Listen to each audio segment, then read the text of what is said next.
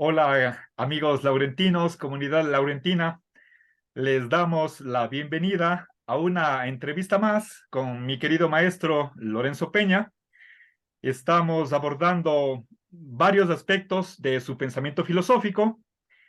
En dos episodios anteriores hemos estado revisando temáticas centrales que aparecen en el texto de Fundamentos de Ontología Dialéctica, que fue publicado en 1987. Dedicamos dos episodios a ese libro. Hoy vamos a continuar un tercer episodio sobre la disciplina de la ontología.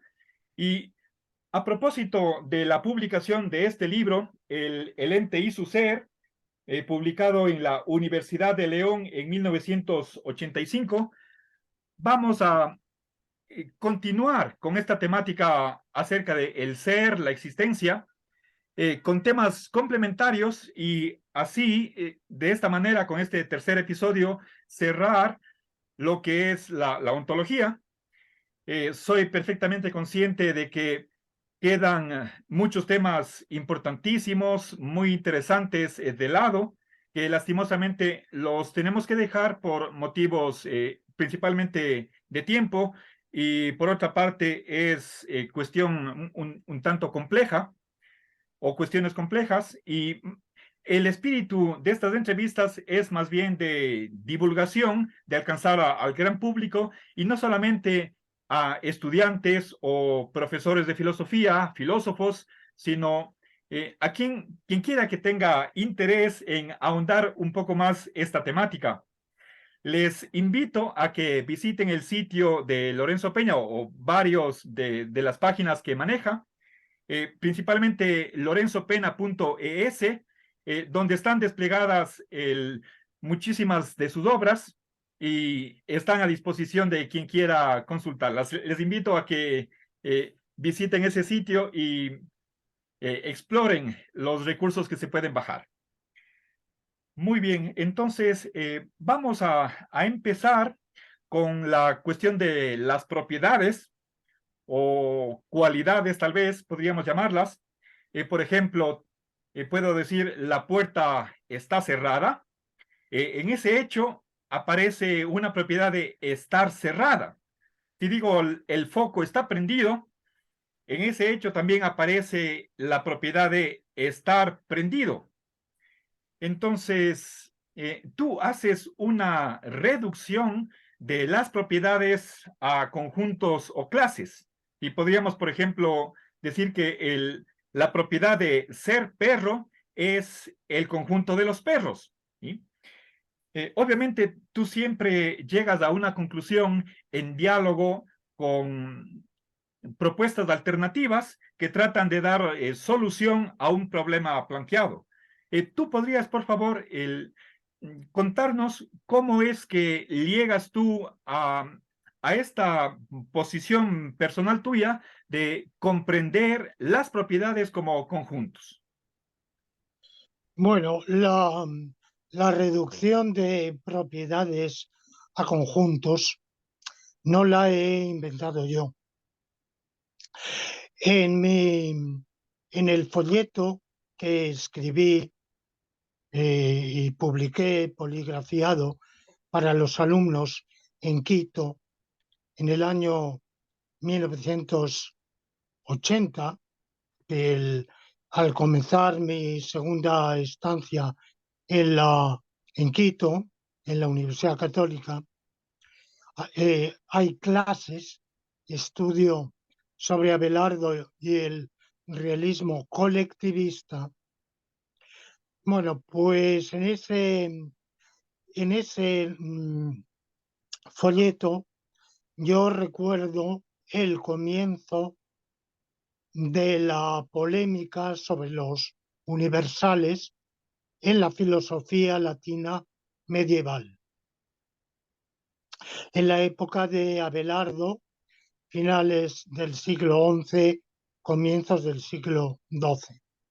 Ese folleto lo he reeditado, está disponible en el Internet con otro título, Los conjuntos existen, la polémica de los universales 900 años después.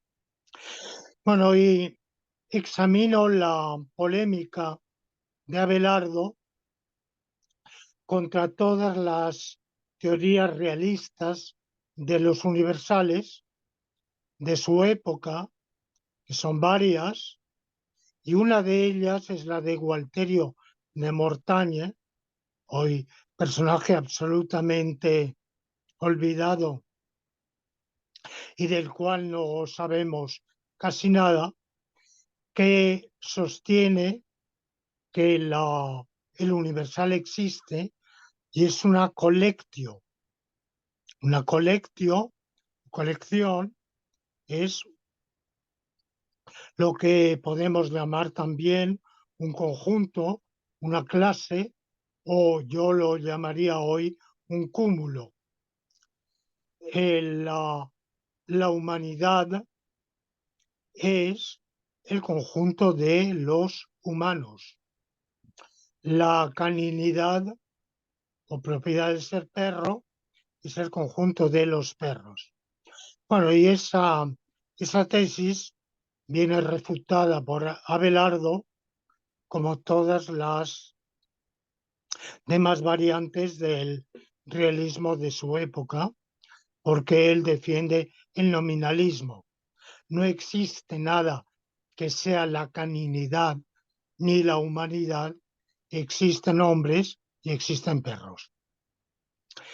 En, en otras perspectivas se han reconocido, por ejemplo, por Bertrand Russell, por el propio Frege, se han reconocido propiedades, pero desde que Russell elaboró la filosofía del atomismo lógico, a la cual ya me he referido en entrevistas previas, en episodios anteriores, las propiedades juegan un papel esencial y se ha planteado si son lo mismo o no son lo mismo que los conjuntos. Y hay un argumento muy simple, puramente lingüístico, yo diría que puramente estilístico, y es que se dice a un conjunto se pertenece o de un conjunto se es miembro, mientras que la propiedad se tiene. Entonces, esa diferencia verbal entre lo que se tiene o se ejemplifica, cualquier hombre ejemplifica la humanidad u hominidad, como la queramos llamar, pero es miembro de la humanidad en el sentido colectivo del conjunto de todos los seres humanos. Bueno, ese argumento estilístico vale muy poco, yo diría que nada, porque hay palabras o locuciones que por su sentido semánticamente son idénticas, pero que estilísticamente y por tanto desde el punto de vista de la pragmática del lenguaje, del uso comunicativo del lenguaje, en un contexto, sea por la variedad del contexto de locución o simplemente por los términos involucrados, se impone combinarlos de un modo o de otro sin que ello afecte al contenido semántico.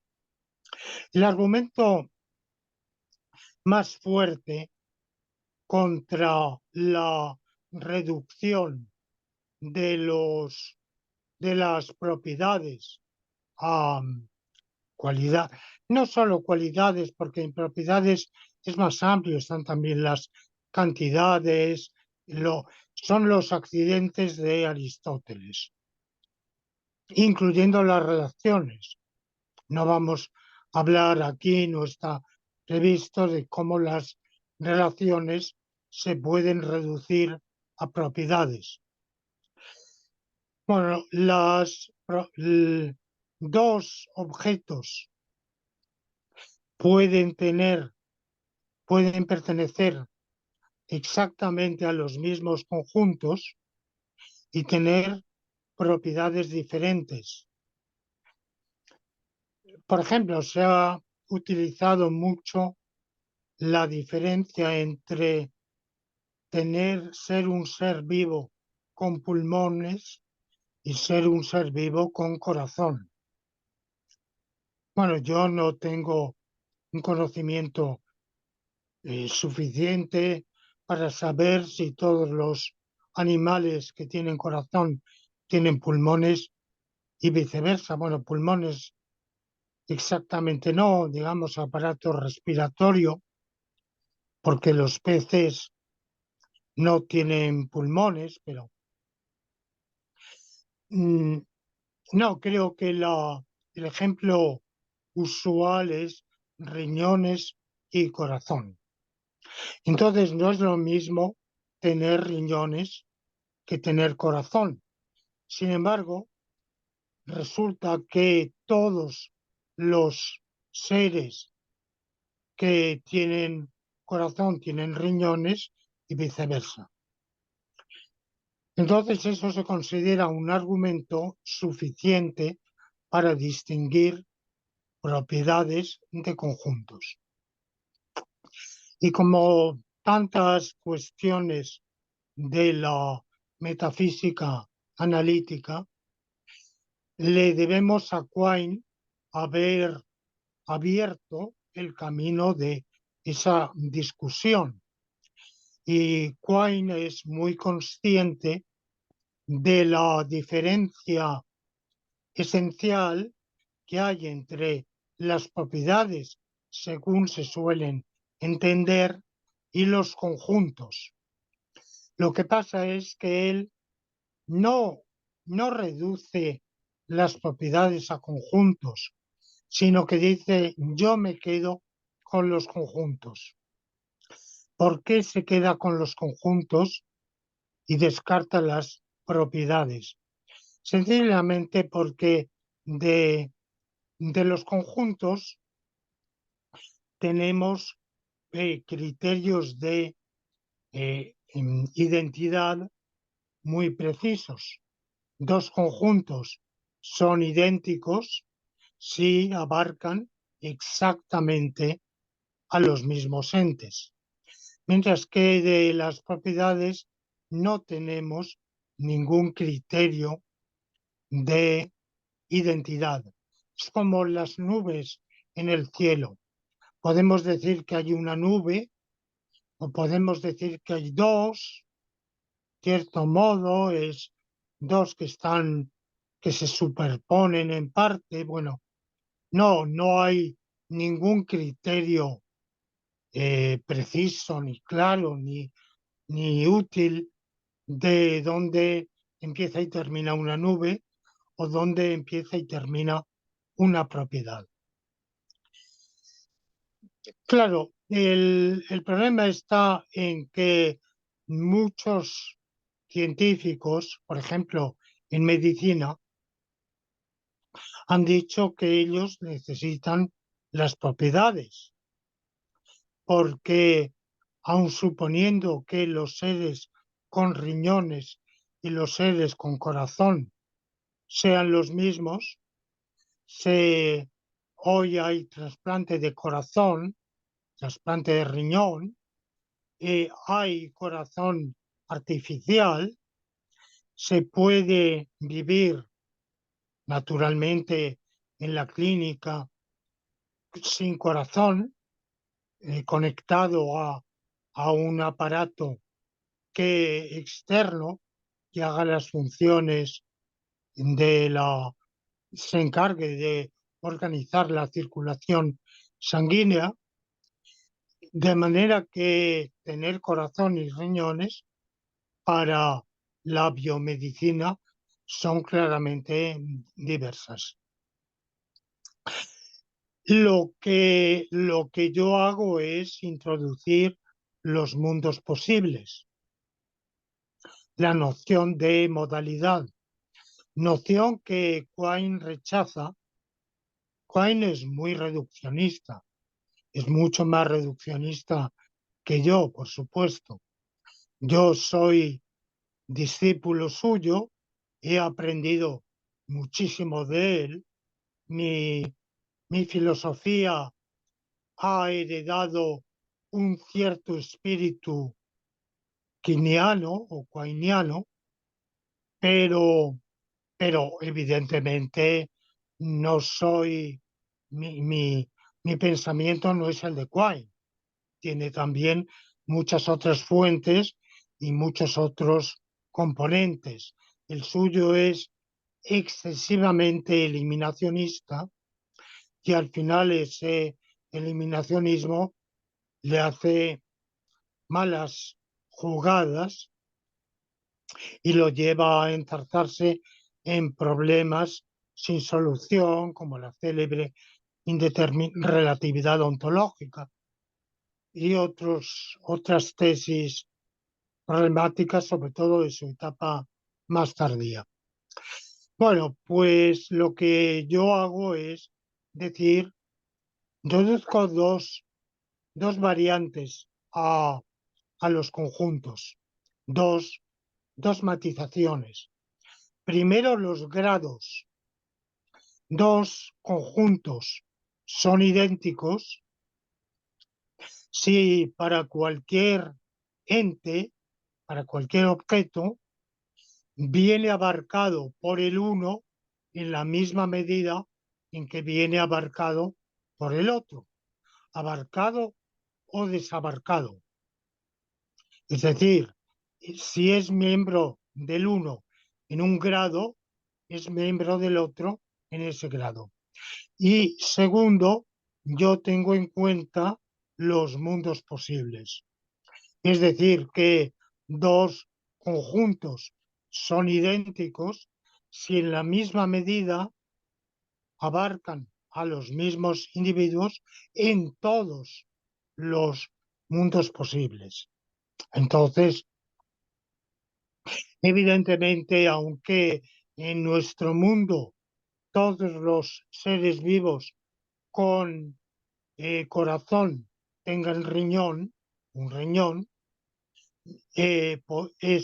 hay sin duda mundos posibles donde esto no es así. Y esa diferencia de, de la, del abarcamiento diferenciado en mundos posibles, incluso de la diferencia de grado. Por ejemplo, imaginemos una sociedad anónima con fines de lucro y una asociación, una ONG. E imaginemos que solo todos los miembros de la ONG son socios de esa sociedad anónima y viceversa. Bueno, alguien puede decir, en el fondo son lo mismo, ¿verdad? Quizá la ONG es un disfraz, una fachada de la sociedad mercantil para ciertos fines, pero yo podría admitir que son diferentes si el grado en el cual los miembros pertenecen es diferente. Y alguien puede decir, pero bueno, eso de los grados es arbitrario. ¿Cómo sabe usted que que pertenece en mayor o menor grado?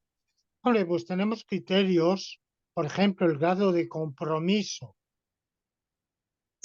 El presidente de la sociedad anónima tiene quizá un grado de compromiso y por tanto de pertenencia a la sociedad anónima y seguramente no es él el presidente de la respectiva ONG, que es otro.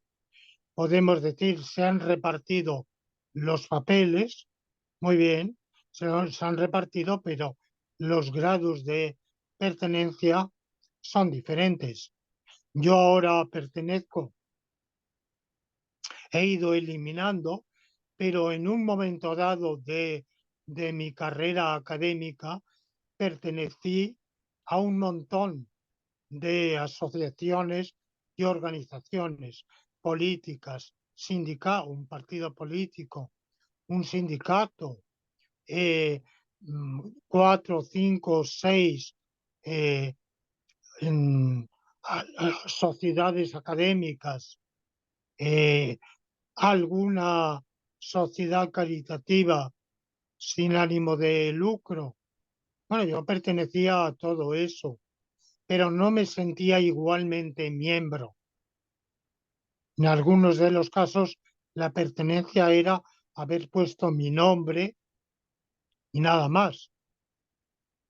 De hecho, yo no asistía a las reuniones, pagaba la cuota y había dado el nombre y nada más. Ahí empezaba y terminaba todo. Entonces, yo creo que con esas dos matizaciones, los grados y los mundos posibles, podemos tener una idea de la propiedad como conjunto y eso alguien puede decir, bueno, pero eso no me basta. Yo quiero además propiedades. Lo que pasa es que, y ahí Quine lleva razón, el que diga yo quiero propiedades nos debe decir qué son, cuáles son sus criterios de diferenciación, identidad y qué papel juegan. O sea que yo no soy exactamente muy partidario de la navaja de Occam, que yo prefiero llamar el machete de Occam. Entia non sunt multiplicanda praeter necessitatem. No han de multiplicarse los entes sin necesidad. Yo pienso que hay teorías más elegantes que son ontológicamente más ricas. Entonces, necesidad, lo que se dice necesidad, no hay de postular otro tipo de entes, pero sí ganamos elegancia o claridad o armonía, congruencia teorética, algo. Pero si no ganamos nada, es puramente gratuito o simplemente efecto de un hábito, de una costumbre, bueno, pues de un modo de hablar, pues entonces yo creo que es preferible no multiplicar. Y como creo que es preferible no multiplicar, yo me quedo con las propiedades reducidas a conjuntos, pero conjuntos con la doble matización que he dicho. Ya, muchas gracias, querido Lorenzo. Pasemos a otra subtemática, la cuestión de el ente singular. Quisiera que para entrar a esta segunda pregunta, nos aclares un poco más qué entiendes por ente singular. Por ejemplo, si tuviera un pizarrón blanco, digo, el pizarrón es blanco, esa blancura es de ese pizarrón concreto, particular. Supongo que eso será un ejemplo de ente particular. Y tú en el ente y su ser reduces el ente singular también a un conjunto, al conjunto de sus partes.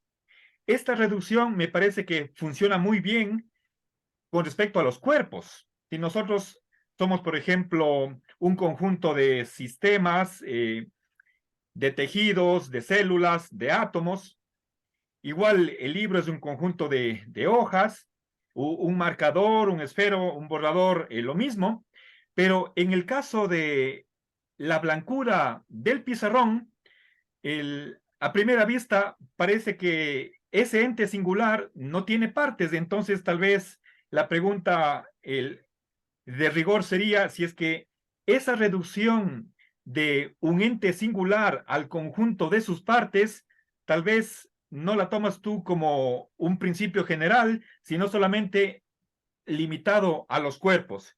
¿Es correcta esta interpretación que estoy haciendo o tú lo formularías de otro modo?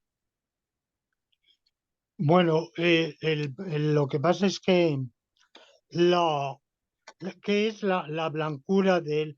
Yo en la obra llamo entes singulares a los que yo siempre estoy en diálogo con los nominalistas, porque, entre otras cosas, porque son la inmensa mayoría.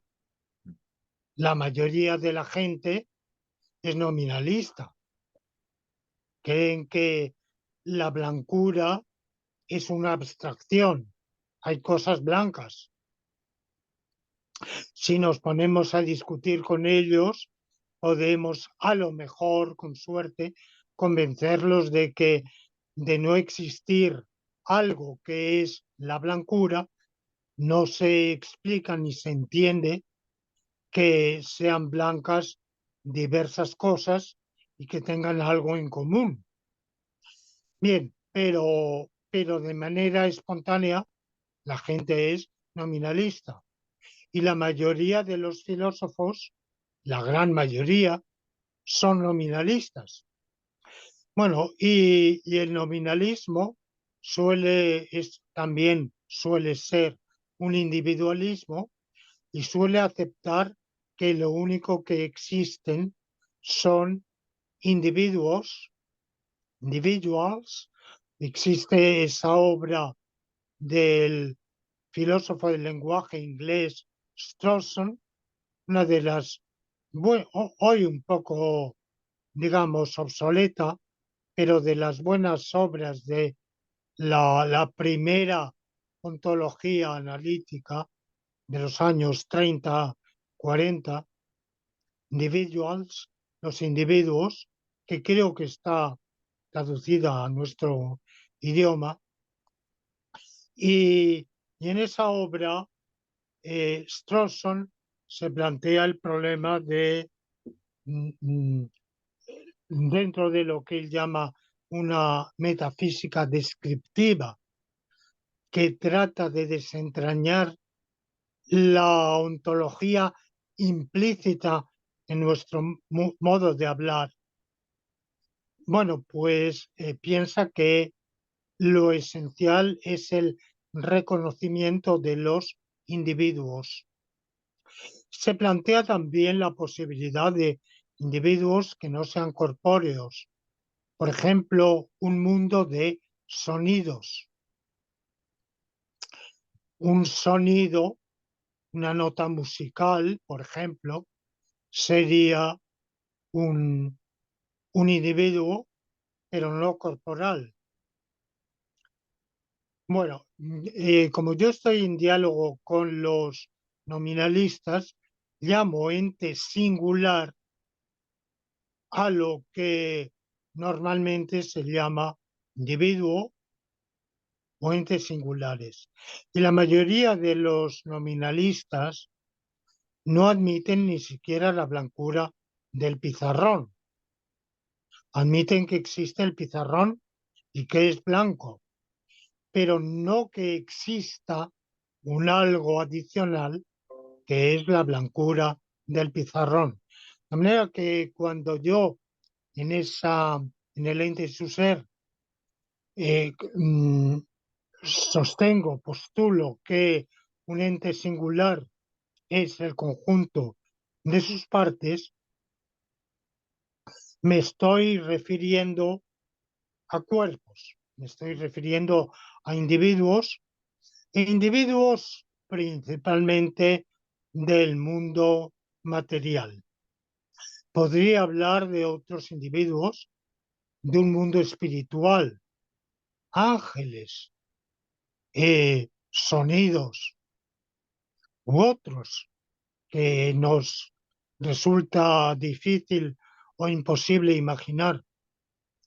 Un ángel sería el conjunto de sus partes, por ejemplo.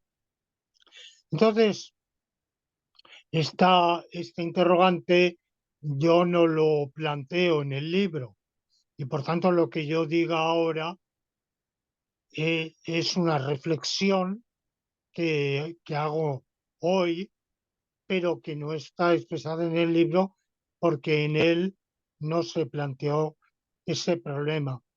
Yo diría que esos individuos no corpóreos o bien tienen partes, por ejemplo, quizá un ángel no es simplicísimo, sino que es un espíritu. No solo ángeles, porque alguien dirá, bueno, ángeles, ¿qué me viene usted a mí con ángeles? Eso son cosas religiosas del pasado. Bueno, hasta los años 20 del siglo pasado o 30, el espiritismo estaba muy de moda y la creencia en los espíritus, los fantasmas, bueno, y todavía yo recuerdo en mi niñez que había quienes se reunían, no sé si eso ha continuado, con un medium para comunicarse con los espíritus. De manera que Conan Doyle, por ejemplo, el autor de Sherlock Holmes, eh, era un ferviente creyente en los espíritus. Bueno, pues los espíritus tienen partes, quizá tienen partes, pero partes incorpóreas. Como conocemos mal los espíritus, yo desde luego tengo un desconocimiento total de ellos, pues solo puedo emitir una conjetura.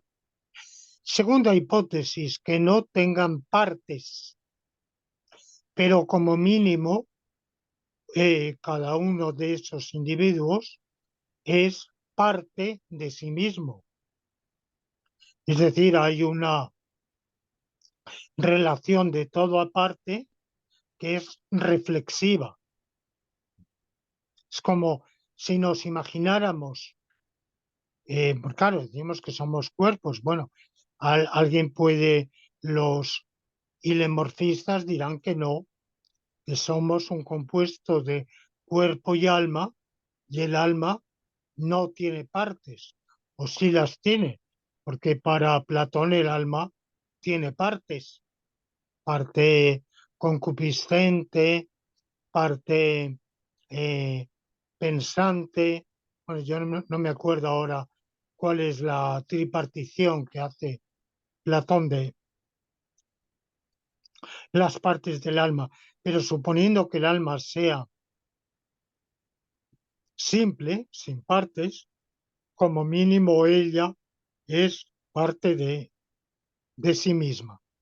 Y entonces ahí tendríamos los individuos exactamente en el sentido de Quine. Para Quine, un individuo es un conjunto de un solo miembro que es él mismo. Él no considera el individuo conjunto de sus partes, sino conjunto de sí mismo. Bueno, pues eso efectivamente a los entes simples, a los individuos simples, un sonido, por ejemplo, tiene partes. Una nota musical, el do, el mi, tienen partes. Bueno, podemos decir que ninguna nota musical existe fuera del tiempo. Puede existir fuera del espacio, pero no del tiempo. Tiene que tener una duración. En un instante de duración cero no hay, no hay lugar para que ningún instrumento emita ninguna nota. Entonces,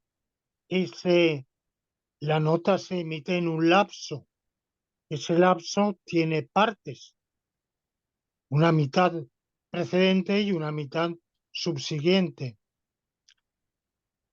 Por tanto, la nota parece que tiene también partes. En ese caso, partes temporales, como según algunos autores, nosotros tendríamos partes temporales. Es la famosa teoría de la endurance o enduración, y es que Quine, entre ellos David Lewis, piensan que tenemos partes temporales. Bueno, yo eso lo dejo de lado porque es una teoría que me parece innecesaria y problemática, pero, pero entes como las notas tendrían partes. Ahora, tú me planteas otro problema y es el de algo que para mí es un hecho. Por ejemplo, dices la blancura del pizarrón. Para un aristotélico, efectivamente, existen no solo las sustancias individuales, sino los accidentes, entre ellos la cualidad.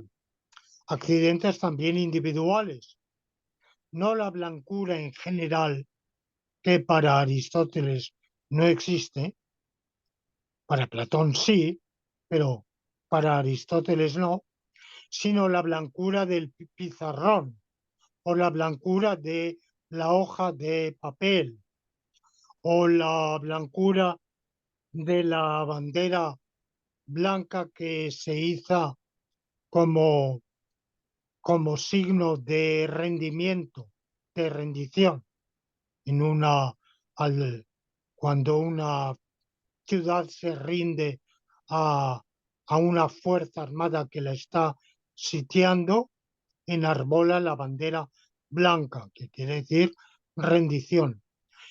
Bueno, existe la blancura de cada uno de esas cosas. Para mí, la blancura del pizarrón es el hecho de que el pizarrón es blanco. Ahora, ¿qué miembros tiene ese hecho? Hay dos tipos de hechos. Hay hechos, normalmente un hecho se expresa por un sujeto y una locución verbal transitiva o intransitiva. Cuando es transitiva, por ejemplo, ama, el verbo amar, hay un hecho, el hecho de que Romeo ama. Romeo está enamorado. Es es un hecho, pero es también un conjunto. El conjunto de aquellos entes de los cuales está enamorado Romeo, que hasta donde sabemos es solo uno, o sea, Julieta. El hecho de que Romeo ama es un conjunto cuyo único miembro es Julieta. Quizá anteriormente tuvo otros amores y después ya no. Pero, ¿qué pasa cuando el verbo es intransitivo o la locución verbal es intransitiva? Por ejemplo, es blanca. Bueno, pues podemos entender que ese hecho tiene partes que serían las partes blancas del pizarrón. La blancura del pizarrón es un hecho cuyas partes, es un conjunto cuyas partes son las partes blancas de ese pizarrón. Esta respuesta no me puede ser atractiva en ese caso, pero no en otros. Por ejemplo, Juana de Arco es valiente, la valentía de Juana de Arco.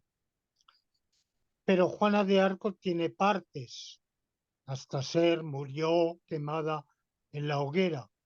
Antes de ser quemada en la hoguera, tenía partes, manos, pies, cabeza, cuello, corazón, y salvo metafóricamente, no es verdad que su corazón fuera valiente. Decimos que tiene un corazón de león, ¿verdad? Bueno, eso es una metáfora. El corazón no es valiente, ni el cuello, ni los codos de Juana de Arco eran valientes, ni los dedos pulgares de sus pies eran valientes. Por tanto, ahí de nuevo estaríamos quizá en un ente simple, sin partes, y entonces de nuevo sería un conjunto cuyo único miembro sería el propio hecho. La valentía de Juana de Arco, el hecho de que Juana de Arco sea valiente, es un conjunto cuyo único miembro es la propia valentía de Juana de Arco. Ya, perfecto. Muchas gracias, querido Lorenzo, por tu aclaración. Vamos a una tercera pregunta que tiene que ver con la existencia. En el episodio pasado, o mejor dicho, hace dos, cuando estábamos viendo una temática central de fundamentos de ontología dialéctica, conversamos acerca de la existencia de un ente. Y tú nos contaste tu posición, el que consiste en reducir la existencia de un ente a ese mismo ente. En el ente y su ser, tú tienes una concepción general de lo que es la existencia y la caracterizas como la relación de abarcamiento, la cual a su vez es la relación conversa de la relación de pertenencia de un miembro a un conjunto. Bueno, quizás dicho así brevemente, nuestros amigos oyentes tal vez no comprendan mucho de qué se trata, pero aquí está presente una concepción general de lo que es la existencia. Entonces, por favor, te pediría que tú nos explicaras esta concepción que aparentemente yo no la he encontrado en fundamentos de ontología dialéctica y está por primera vez presentada en El ente y su ser. Sí, identificar la existencia, yo identificaba la existencia de un ente con ese mismo ente, ¿verdad? Y en general me doy un paso ulterior, me planteo que es existir. Y mm, si la existencia de un ente es ese mismo ente, y la existencia de un ente evidentemente es su ser abarcado por, por el ser, el existir de, mm, qué sé yo, de Ciudad de México, es que Ciudad de México sea abarcada por el existir. Bueno, en que el existir de Ciudad de México es la propia ciudad. Pero ¿qué es ese existir? ¿En qué consiste el existir? Y si la Ciudad de México es un conjunto, un abarcamiento de las partes de Ciudad de México estamos de acuerdo que es un cuerpo, un ente corpóreo, aunque sea con fines muy borrosos, muy indeterminados, pero es un ente corpóreo. Bueno, pues la Ciudad de México es el conjunto de sus partes. Y la existencia de la Ciudad de México es México. Luego, la existencia de la Ciudad de México es el abarcar México a sus partes. En general, la existencia de cualquiera de nosotros, la existencia mía, de mi humilde persona, es el abarcar yo a mis partes. Por tanto, el existir yo soy yo. Y yo soy además el conjunto de mis partes. O dicho de otro modo, el conjunto de las partes es el abarcar a esas partes. Luego, el existir yo es el abarcar yo a esas partes. Quiere decir que cada ente es abarcado por la existencia exactamente en la misma medida en que abarca a sus miembros. De acuerdo. Ajá. Identificamos el individuo, el venir ese individuo abarcado por la existencia y el abarcar ese individuo a sus miembros, sean uno, como en el caso de los entes simples, sean muchos o varios. Y mm, entiendo que esa definición de el existir es absolutamente original mía. No, no conozco a nadie más que haya dicho eso. Por ejemplo, mi maestro Leibniz considera que la existencia es el complemento de la esencia.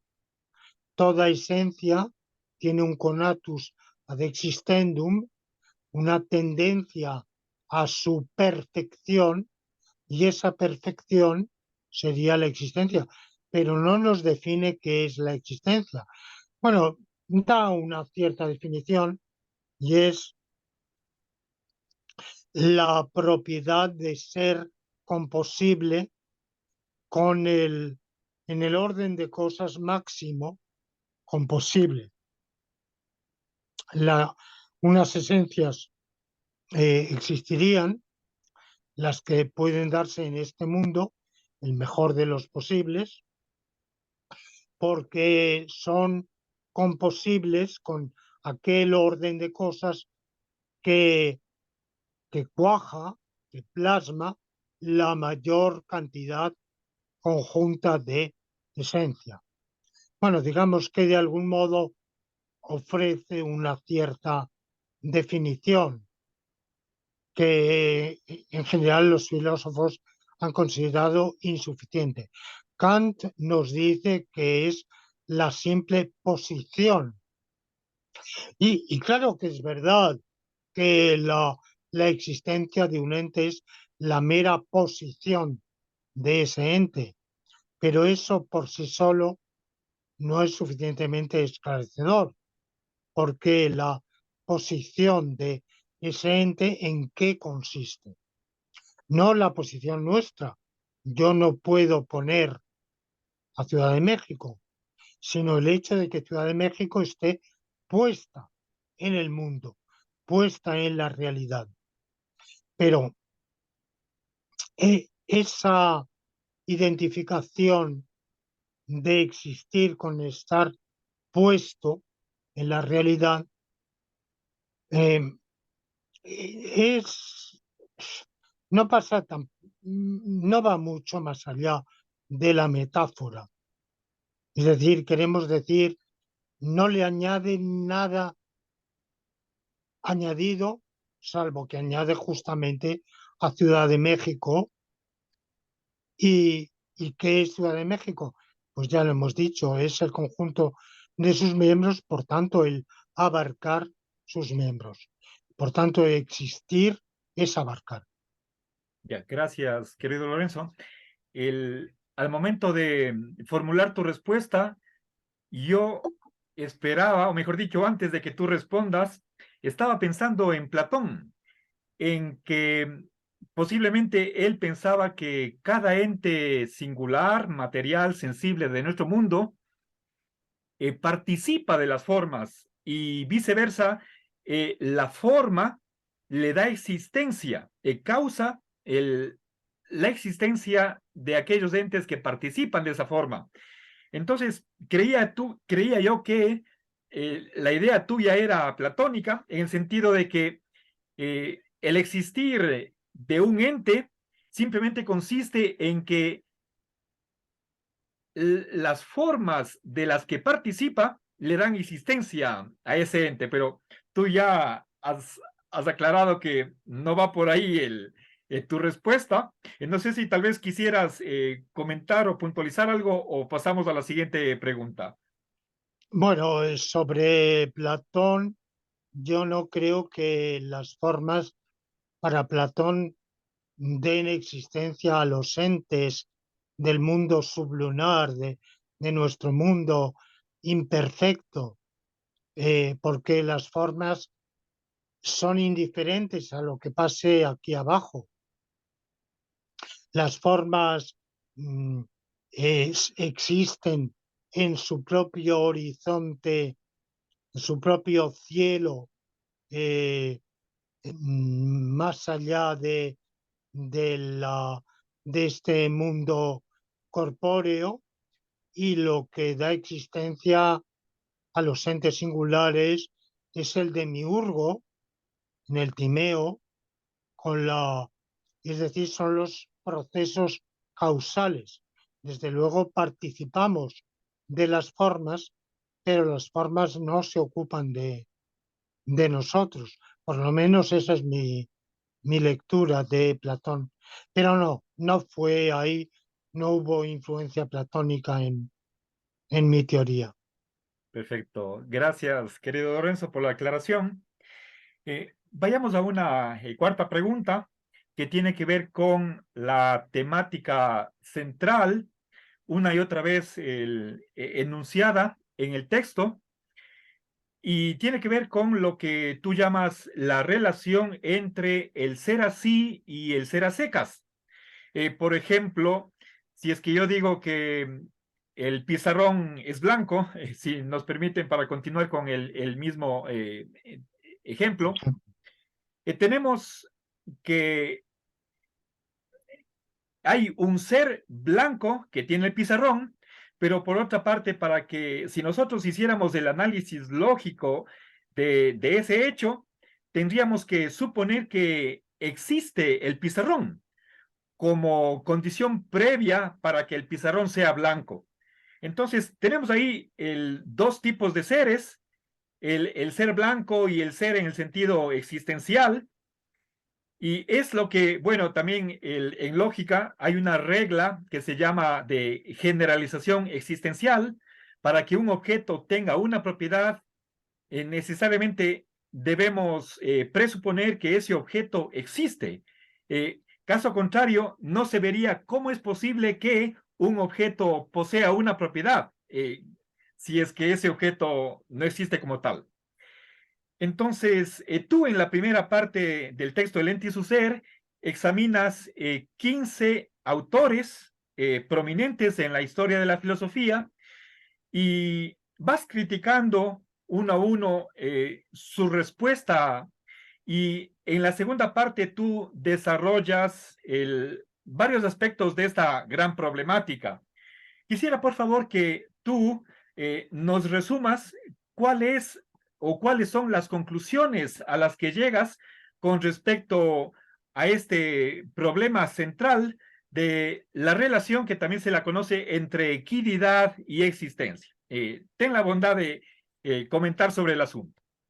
Bueno, pues justamente en realidad es el tema central, originario del libro. Luego el libro de Lente y su ser desarrolla muchos otros aspectos. Del hilo sale el ovillo, y entonces, tirando del hilo sobre esta cuestión central de la metafísica de todos los tiempos, pues van saliendo tantos otros problemas de la posibilidad, la contingencia, la necesidad, la verdad, el ser, el no ser, bueno, pero la, digamos que a lo largo de la historia de la filosofía ha habido en este ámbito en que me interrogas dos posturas. La postura de el esencialismo y la postura que podríamos llamar existencialismo, no en el sentido en absoluto de el existencialismo como la corriente filosófica del siglo XX. El esencialismo considera que hay verdades sobre algo, aunque tales algos no existan, tengan un tipo de entidad u objetividad sucedáneo, subsistan pero no existan, o cualquier otro neologismo que se han inventado, o incluso aunque carezcan de todo tipo de objetividad, de sustantividad, mm, mm, de entidad, puede haber, puede ser verdad, por ejemplo, que el círculo cuadrado es un cuadrado redondo, aunque ni hay ni es posible que haya círculos cuadrados, ni y el círculo cuadrado carece no solo de existencia y de posibilidad, sino de todo tipo de entidad. Bueno, pues yo en la primera parte del libro examino dos variantes de ese esencialismo, que yo llamo, dos variantes que llamo esencialismo alético y esencialismo óntico, y mi, entre los autores del mismo tiempo en que yo estaba escribiendo mi libro, está un filósofo del siglo XX, al cual creo que ya nos hemos referido en en una entrevista precedente, que es el australiano Richard Rowley, o Silvan, con su teoría inspirada en la teoría de los objetos de Meinong, nanismo, eh, no sé cómo traducir al español, ningunismo, que es justamente consiste en eso, en que puede haber verdades acerca de no entes que no tengan ni existencia ni ningún sucedáneo de la existencia. Y por entonces, yo creo que acababa de sacar su libro, un libro de 1000 y pico páginas, Exploring Mainong's Jungle, explorando la jungla de Mainong, un libro magnífico, evidentemente cuya lectura se atragantará, lamentablemente poquísimo conocido, la muerte prematura por por un infarto del autor y las circunstancias de su vida académica, también lo heterodoxo, porque él es otro de los padres de la lógica paraconsistente, de la rama australiana de la lógica paraconsistente, la lógica, lo que él llamó el relevantismo profundo, a quien yo personalmente conocí años después en Australia, pero entonces solo por correspondencia, y su libro ciertamente yo considero que por poco conocido que sea, es una de las grandes obras filosóficas del siglo XX. Desde luego, entre las 5 o 6 primeras obras del siglo XX, yo colocaría ese libro. Entonces, por muy, digamos que por mucha simpatía que yo tuviera hacia Richard Silvan y posteriormente, porque entonces era solo relación por correspondencia, luego hubo amistad entre los dos, pero, pero filosóficamente estábamos en las antípodas, salvo en afirmar la posibilidad de verdades contradictorias. En casi todo lo demás, nuestras ideas filosóficas eran opuestas. Y uno de los puntos de la oposición es justamente ese, que yo afirmo y sostengo.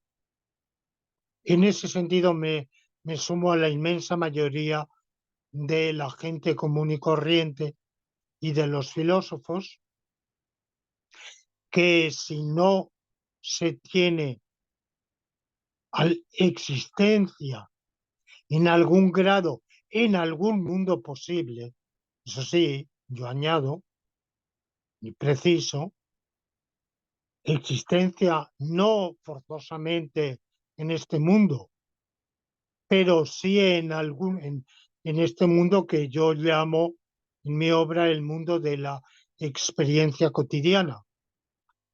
Este mundo que nos rodea, que conocemos empíricamente. Pero si no se tiene existencia en algún mundo posible, no se puede tener ninguna propiedad, porque atribuir propiedad, se tiene una propiedad cuando esa propiedad le es atribuible, pero le es atribuible ¿a qué? Si no hay tal qué. Entonces, decir que el círculo cuadrado es que es un ejemplo del padre Rubianes, que siempre me acuerdo tanto de las lecciones del padre Rubianes que me suenan en los oídos. Él era suareciano y Suárez, con quien yo discuto en la primera parte de la obra, es un esencialista alético, es decir, que cree que hay verdades sin existencia y sin ningún sucedáneo de la existencia que Dios conoce y que son independientes del entendimiento y de la voluntad divina. Bueno, en realidad la idea viene de Duns Scoto. Suárez, como conocen los quienes hayan estudiado historia de la filosofía, se funda bastante para muchas cosas en Santo Tomás, pero también para muchas otras es más bien tiende a Duns Scoto. Bueno, pues Suárez decía que puede haber afirmaciones verdaderas sobre no existentes y ponía ese ejemplo. El círculo cuadrado es un cuadrado redondo. No, yo no creo que el círculo cuadrado sea un cuadrado redondo. El círculo cuadrado no es nada. Eso es un abracadabra lingüístico, eh, que decir que como Tintelton es Tonteltín. Bueno, pues se pueden decir cosas así que pueden sonar en las canciones, pero no se ha hecho ninguna afirmación. No se puede creer o descreer que el círculo cuadrado sea un cuadrado redondo. No, no hay nada que creer o descreer. Gracias, querido Lorenzo. Eh, Me permito anunciar que estaremos dedicando una entrevista exclusiva a lo que es la filosofía del lenguaje, a la que tú abrazas, y uno de los problemas centralísimos en esta subdisciplina será la cuestión de las descripciones definidas.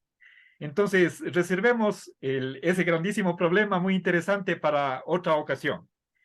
Solamente quisiera acotar que tal vez, si no estoy mal, la etiqueta que tú utilizaste en el Entizuser para clasificar la posición de Richard Silvan o Richard Rutley es la del udenismo. ¿Sí? Así es Bueno, verdad, me había olvidado, sí. ok, Ya, pero eudenismo, para quien no conozca el griego, tampoco, quien haya leído la Odisea, recordará ese, em, ese monstruo, ese que encuentra Ulises en la caverna, eh, Polifemo, y lo ciega y dice Odiseo, Ulises, que es muy astuto, se llama Utis, o sea, nadie, y, pero Utis o Udeis, Uden en neutro, mm, bueno, eso está muy bien para quien conozca ese algo de griego, ¿verdad? Pero bueno, no deja de ser un cultismo, ¿no? ya. De acuerdo, Lorenzo. Avancemos ya hacia un último par de preguntas que están estrechísimamente relacionadas. Quisiera, por favor, que nos concentremos en primer lugar en un principio que tú lo llamas principio o la tesis del correlato, lo cual, la cual eh, eh, consiste en afirmar que para que un objeto, perdón, que el pensar en cualquier objeto supone la existencia de ese objeto pensado. Eso en general, por supuesto, hay muchas aristas, el tema es un poco más complejo, pero la idea central es la de que nadie puede pensar algo si es que ese algo no existe en absoluto. Podríamos nosotros rastrear el origen de esta tesis en la antigüedad, pero el objetivo de la presente entrevista no es tener un enfoque histórico, sino más bien el concentrarnos en lo que tú piensas, sea en el ente sucero o actualmente. Eh, un ejemplo más de este principio de la tesis del correlato sería la de que si es que yo pienso en una tortuga voladora, o cualquier persona, ¿no? Que sea normal, entonces por esta tesis nosotros sacaríamos la consecuencia de que esa tortuga voladora existe. El caso contrario es que no existiera en absoluto, entonces sería del todo punto imposible que yo o cualquier persona piense en esa tortuga o incluso pudiéramos hablar o incluso hasta imaginarnos en esa tortuga. Entonces, quisiera por favor que tú el, nos comentes, nos aclares cómo concibes tú esta tesis del correlato y si es que la mantienes actualmente en toda su generalidad. Bueno, la relación de creencia se puede entender de dos modos, que con terminología un tanto técnica latina se distingue la creencia de re y la creencia de dicto. La creencia de re es creer, por ejemplo, creer de Emmanuel Macron, que es presidente de la República Francesa. Yo de Emmanuel Macron creo muchas cosas, entre ellas que es presidente, que ganó las elecciones con un 48% con un 52% de abstención en el censo electoral. Bueno, creo varias cosas. Que ha visitado China recientemente, creo, y eso lo creo de él. Eso es lo que se llama una creencia de re. Tomamos un sujeto, un objeto, y a propósito de él, en torno a él, le atribuimos, le adscribimos propiedades, cualidades o carencias o relaciones. Esa es la creencia de re.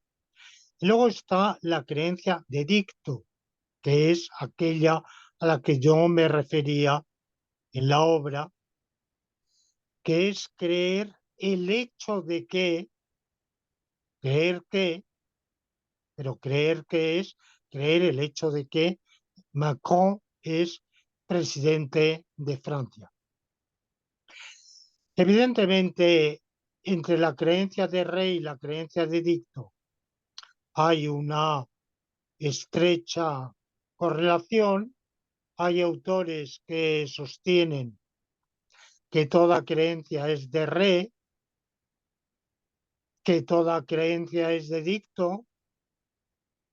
Hay una teoría de Bertrand Russell en una época de su itinerario filosófico, que es lo que se llamó la múltiple relación, que porque, claro, de Macron puedo creer que trabajó, que fue un alto directivo de la banca Rothschild y ahora, y luego fue asesor de la presidencia de François Hollande y luego fue ministro de Economía y ahora es presidente. Puedo creer muchas cosas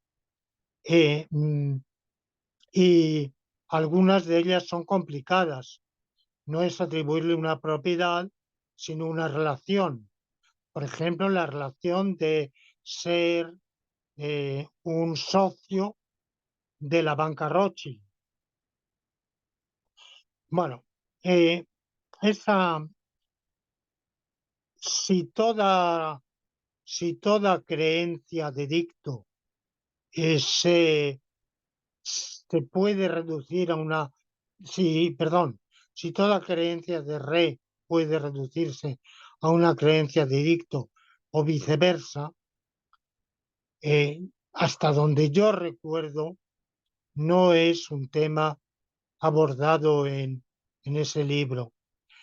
Yo pensaba únicamente en la creencia de re, y es que solo se puede creer que algo es así si efectivamente existe el ser así de ese algo, al menos en un mundo posible. Pero claro, la dificultad no está en creer que hay tortugas voladoras, porque sin duda hay mundos posibles con tortugas voladoras. ¿Por qué no? Es decir, el haber desarrollado alas y volar se ha dado entre los insectos, entre, entre los reptiles, entre los mamíferos, los murciélagos, entre mm, en mamíferos como ciertos dinosaurios, y parece que justamente de ellos vienen las aves, de manera que, que hubiera tortugas que evolucionaran y sin dejar de ser tortugas desarrollaran alas, como los murciélagos, sin dejar de ser mamíferos, han desarrollado alas y vuelan. Esto es sin duda una posibilidad y por tanto hay tortugas voladoras en, en algunos o en muchos mundos posibles. Mayor dificultad estriba justamente vuelvo al círculo cuadrado, o más exactamente a la cuadratura del círculo. Tantos pensadores, tantos matemáticos a lo largo de la historia del pensamiento matemático han creído que se podía cuadrar el círculo. Y cuadrar el círculo no es coger un círculo y mm, estirarlo de tal modo que, que quede un cuadrado, sino eh, porque lo que nosotros llamamos círculos. Disculpa, estoy con problema de la batería. Hagamos una pausa hasta traerla. Necesito recargar la batería. Por favor, un minutito. Queridos amigos, pido disculpas. Se me olvidó de traer el cargador de la batería. Entonces, después de esta interrupción, eh, retomamos el tema. Querido Lorenzo, por favor, continúa.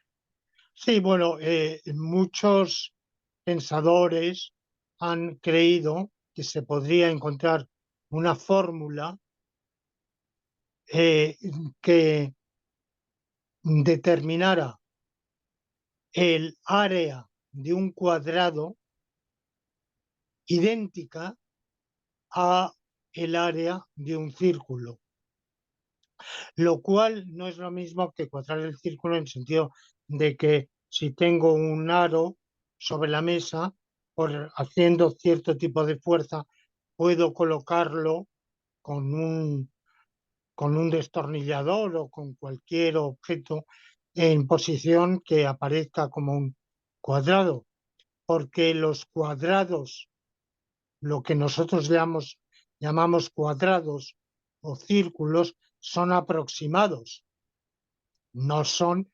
exactamente cuadrados, son cuadrados en un cierto grado y círculos, de manera que sí, en ese sentido, yo puedo en la realidad coger un aro y estirarlo de tal manera que tienda a aparecer como eh, mm, una figura de cuatro curvas muy cercanas a, a a la recta, sin ser rectas del todo, y que quede configurada y que sean aproximadamente iguales entre sí. Bueno, pero eso es empíricamente. Matemáticamente se trataría de encontrar, como digo, una fórmula por la cual un cuadrado y un círculo tuvieran la misma área. Y desde la antigüedad muchos, hubo muchas creencias de que eso se había encontrado y cuando se crearon entre el siglo XVII y XIX las academias de ciencias, recibieron cientos de propuestas de autores que imaginaban haber encontrado la fórmula para cuadrar el círculo, hasta que se prohibió aceptar en adelante ninguna propuesta en ese sentido. Entonces, claro, creer que se puede cuadrar el círculo es creer un absoluto imposible. Y la tesis del correlato nos dice que en realidad, si de veras se cree que se puede cuadrar el círculo, existe el hecho de que se puede cuadrar el círculo. No existiendo tal hecho, siendo no ya inexistente en nuestro mundo, sino en todos los mundos y por tanto absolutamente imposible, lo que, lo que hay que preguntarse es qué creían esos ilusos que esperaban encontrar una fórmula semejante, ¿no? Mm, quizá en ese caso Lo que pasa es que la creencia de dicto es inaplicable. No hay una posibilidad de creer eso, porque si decimos, bueno, ¿cuál era el contenido de su creencia? Pues exactamente el mismo que el de la creencia de que 2 y 2 son 5. Creer que 2 y 2 son 5, ¿qué es? ¿De veras significa creer que si yo tengo 2 euros en el bolsillo y agrego otros 2, tengo 5? Mm, estoy creyendo algo y voy y vacío el bolsillo y me llevo la sorpresa de que solo tengo 4 porque esperaba tener 5. Mm, es dudoso que en esos casos límite extremos podamos asignar contenido alguno a la creencia. Por supuesto, creo que en ese libro, en algún otro, pongo el ejemplo de que por otro lado me parece que no es mío, sino tomo de algún autor, de que en una obra de teatro puede aparecer un matemático en el escenario que ha cuadrado el círculo y que recibe un premio, unos honores de la Academia de Ciencias Matemáticas por haber cuadrado el círculo. Pero igual que podría, podría haber demostrado que existe el número, eh, eh, los números naturales, 1, 2, 3, 4, 5, 6, sabemos que no existe ninguno que sea el máximo. Para cualquier número natural hay otro mayor. Bueno, pues hay quien cree que no. Concretamente, Graham Priest, uno de los lógicos paraconsistentes, el de ese que ha inventado esa etiqueta del dialeteísmo, que no es otra cosa que el contradictorialismo, como si lo hubiera inventado él. Bueno, pues él piensa, o por lo menos cuando yo lo conocí, hablé con él, pensaba que existe un número que es el mayor de todos. Por supuesto, es mucho mayor de un millón, de un billón, de un trillón, de un nonillón y de todo eso. Pero, y no hemos pensado nunca en él. Bueno, verdaderamente cree algo. Él cree creer, pero de verdad cree, hay algo que él cree, hay un contenido, podemos describir.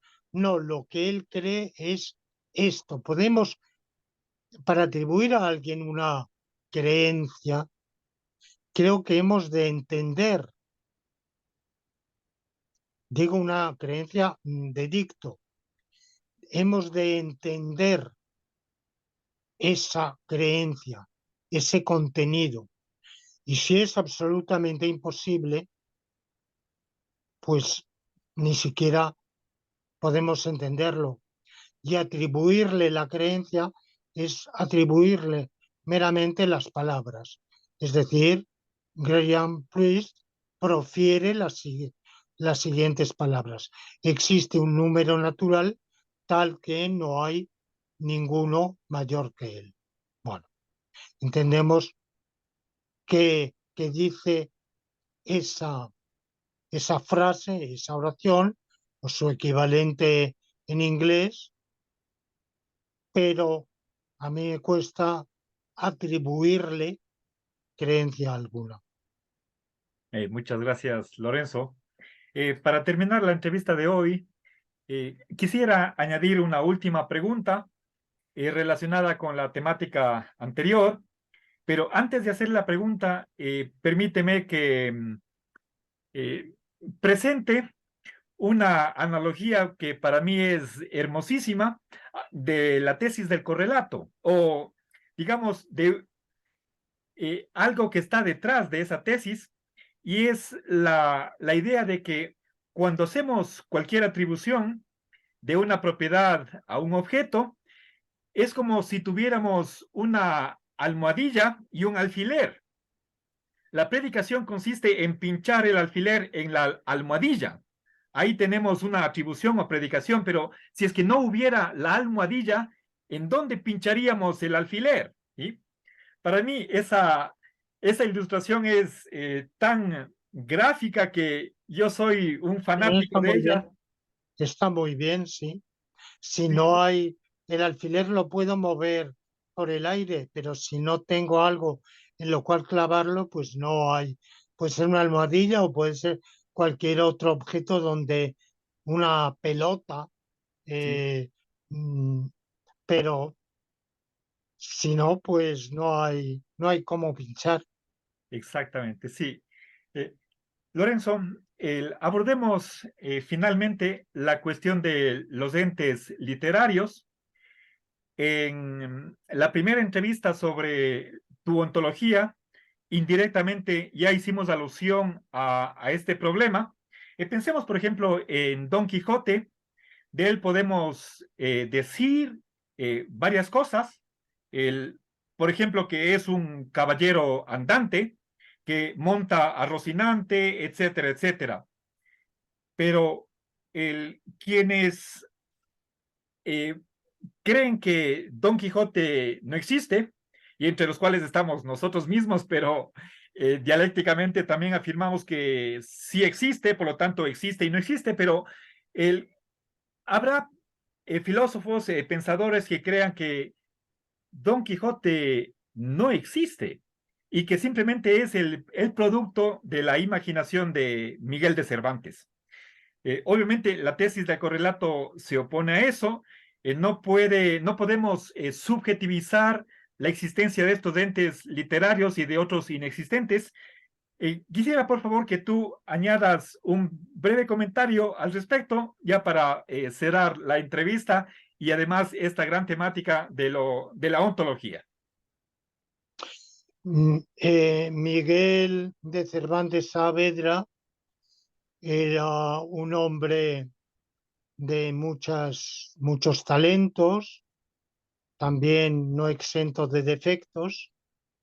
Eh, Su vida es muy interesante, tenía muchas capacidades, pero no tenía la de producir hombres. Y Don Quijote monta a Rocinante y es un hombre, es un caballero errante, pero antes de ser un caballero errante, era un simple hidalgo que vivía en un lugar de La Mancha y que, es decir, si le podemos atribuir con verdad a, a Don Quijote de la Mancha algo, creo que le podemos atribuir la ser un hombre. Y, y la imaginación de Cervantes no puede producir hombres. Puede producir quizá imágenes mentales de hombres. Entonces habría que decir que Don Quijote de la Mancha no monta a Rocinante, sino que la eh, imagen mental de un supuesto Don Quijote monta, o más exactamente, tiene con respecto a la imagen mental de un caballo, de un jamelgo llamado Rocinante, guarda una relación entre que corresponde a la relación real de montar. sea, hacer alguna paráfrasis de este tipo, ¿verdad? Pero no podemos decir que Don Quijote de la Mancha tiene como su señora, su amora Dulcinea del Toboso, ni atribuirle lo que le atribuye Miguel de Cervantes y lo que le han atribuido otros. No quiero que se olvide a esa grandísima continuación que son los capítulos que se le olvidaron a Cervantes de Juan Montalvo, una obra desgraciadamente poco conocida en el mundo de habla hispana fuera del Ecuador. Incluso no sé cuánto se sigue leyendo hoy a Montalvo en el Ecuador. Pero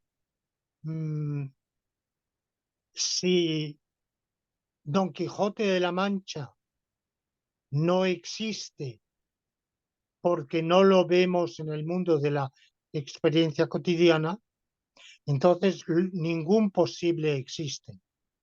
Los mundos posibles los postulamos precisamente para dar cabida a posibles que no están actualizados en nuestro mundo, como los personajes literarios y, y otros que no, quizá mucho más fantásticos, a donde no llega la imaginación humana.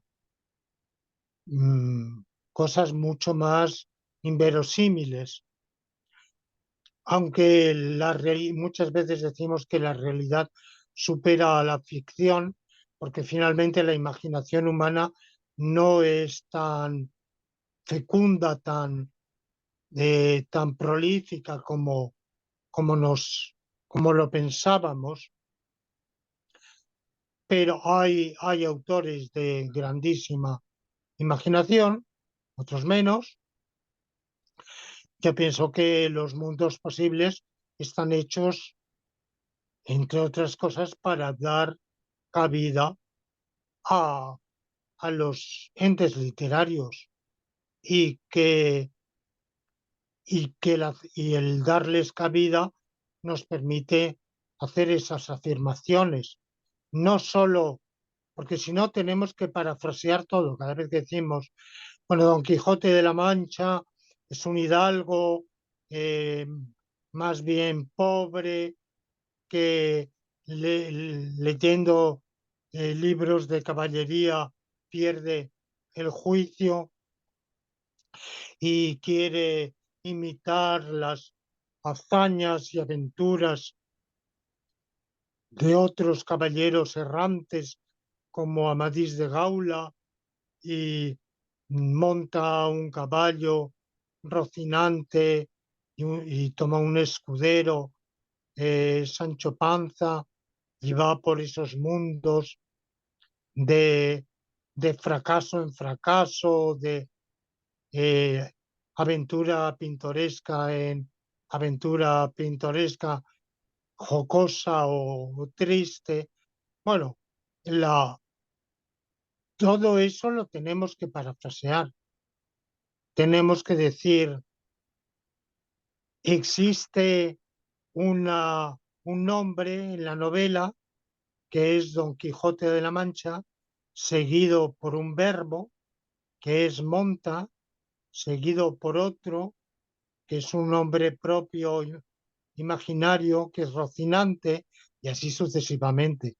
O sea, en realidad, toda descripción que hacemos de esa obra o de cualquier otra, ¿no? De Edipo Rey, por ejemplo, de Sófocles, decimos Edipo da muerte a su padre en una reyerta, en una pelea por el paso en un cruce de caminos y contrae matrimonio con su madre Yocasta y engendra a sus hijos Eteocles y